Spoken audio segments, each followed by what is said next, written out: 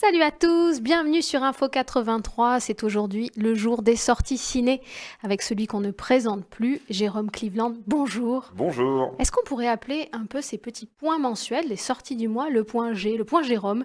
C'est celui qui nous fait plaisir à tous. Et C'est bien trouvé ça.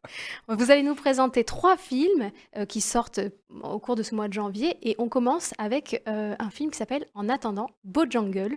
Est-ce que vous pouvez nous parler de ce film qui est très attendu?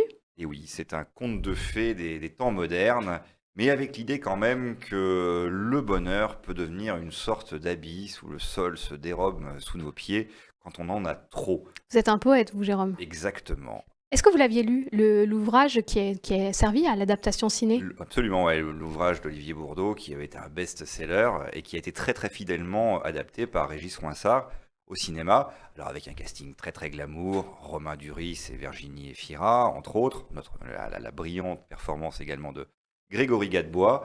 Alors, le Qui joue le pitch petit garçon, hein? Non, Grégory Gadebois qui joue un des amis de la famille. D'accord. Alors le pitch est très très simple.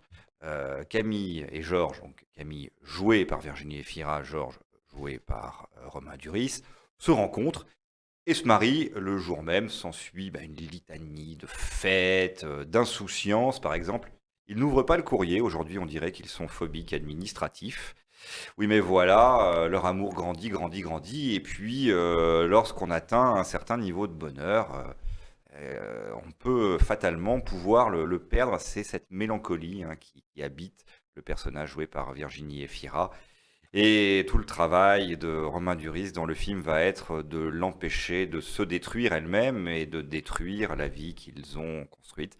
C'est un film qui est drôle, qui est tendre, qui est émouvant. Régis Ronsard, on s'en souvient, avait signé le très très beau Populaire, donc il se spécialise un peu dans l'esthétique des années 50, 60. C'est un très beau film, allez-y. Bah, le couple est divin, là on le voit sur l'affiche, ils sont tombés par terre de beauté, hein, ils sont très beaux. Glamour, vous Ouais, disais-je. glamour. Je parlais du petit garçon parce que l'histoire est racontée à travers le regard de leur fils, qui raconte ce couple parental extraordinaire, qui ne vit que de fêtes, que de joie, et effectivement la lutte pour maintenir cette vie de fête, c'est très tendre aussi parce que c'est le regard d'un fils sur Dans, ses parents. dans le film, le point de vue se décale un tout petit peu quand même. C'est un petit coup de canif au livre. Le point de vue du fils va se décaler un petit peu. Il y a aussi le point de vue du père. Vous le recommandez, hein, ça c'est sorti là, ça y est, c'est dans les salles de cinéma. Je vous le recommande. Et puis, on en mettrait bien un morceau d'ailleurs de ce Mr. Voilà, Bojangles. qui est un morceau de Nina musique. Simone, oui. Très bien. Autre sortie du mois de janvier, le film Placé que vous êtes venu nous présenter, Jérôme. Parlez-nous un petit peu de ce film. C'est la grande découverte de cette petite sélection. Le film sort le 12 janvier. C'est un film de Nessim Chikaoui. Alors pour l'anecdote, Nessim Chikaoui est co-scénariste des Tuches 2, 3 et 4 Avec Olivier Barou. avec Olivier Barou, oui tout à fait. Et il a co-scénarisé ce film placé avec Hélène Filière. Hélène Filière qu'on connaît beaucoup pour avoir joué le personnage principal de Mafiosa. Le film est magnifique. C'est un film, a priori, avec un sujet très difficile, hein, le quotidien d'éducateurs spécialisés et d'enfants placés dans un foyer. Donc, a priori, pas une comédie. C'est un sujet qui a déjà été traité plusieurs fois au cinéma et on s'en souvient notamment dans le film d'Emmanuel Berco, La tête haute. Mais là, rien à voir avec La tête haute. Le film est drôle, le film est émouvant, avec un montage qui est assez nerveux. On s'ennuie pas du tout, du tout. Il s'est entouré évidemment d'une belle brochette d'acteurs, Chaïm Boumediene et Julie Depardieu entre autres. Et pour les enfants, il a fait un casting qu'il dit sauvage, c'est-à-dire un peu à la volée, d'acteurs non professionnels mais qui jouent plus vrai que nature. C'est un film sur les petites victoires qu'on peut récolter dans cette véritable vocation qu'est le métier d'éducateur spécialisé. À noter que Nessim Chikaoui a été éducateur spécialisé lui-même, donc sa caméra, c'est un peu l'œil de ses souvenirs. Je vous recommande vraiment d'aller le voir. Feel good movie. Absolument. On ne voit pas du tout passer le film, on en reprendrait bien une petite louche même à la fin. Bon, génial. Pour le troisième film du mois que vous êtes venu nous présenter, on est plutôt sur du lourd. Sur une comédie Une bonne comédie bien française. installée. Voilà, absolument. Mais ils reviennent, on prend les mêmes et on recommence. Hein. Qu'est-ce qu'on a tous fait au bon Dieu? On l'attendait depuis quand même un certain temps.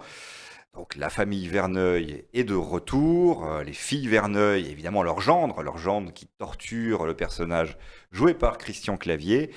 Et le personnage joué par Christian Clavier et celui joué par Chantal Lobby ont un peu vieilli, ils vont fêter leurs 40 ans de mariage, et leurs filles ont la bonne idée d'organiser une grande réunion de famille pour fêter ça.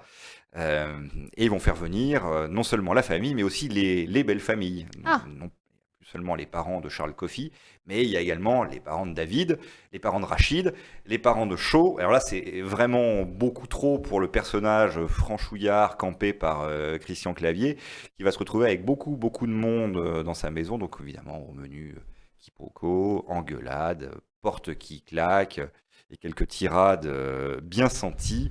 C'est un film qui est très, très, très fidèle à ce qu'était le premier et le deuxième opus. Euh, Belle comédie. une belle comédie française. En tout cas, si vous avez apprécié effectivement les 2 premiers opus, vous allez, rire avec ce 3e épisode. Jérôme, vous êtes aussi venu nous annoncer des avant-premières un peu extraordinaires qui vont avoir lieu à Toulon, au cinéma Pathé. Est-ce que vous pouvez nous en dire 2 mots? Il n'y a que des avant-premières extraordinaires dans les cinémas pâtés de Toulon.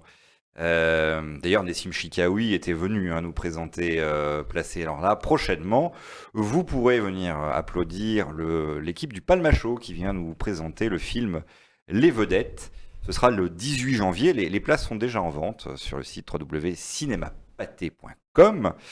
Et début février, le 9 février, Kev Adams viendra nous présenter Maison de retraite. Un film avec, entre autres, Gérard Depardieu. Entre autres, un Entre petit autres. débutant qui se lance. C'est le choc des générations. Donc là, l'idée, c'est de venir à la séance et puis de rencontrer l'équipe. Voilà, de Hein, pouvoir c'est toujours un débattre, moment. discuter, poser des questions à l'équipe du film. Bon, c'est des belles rencontres en perspective. Merci, Jérôme. On se retrouve donc le mois prochain pour les sorties du mois de février. Au mois prochain et une très belle année à vous. Merci beaucoup et on se retrouve sur Info 83 et dans les salles obscures. Merci à vous et à très bientôt sur Info 83.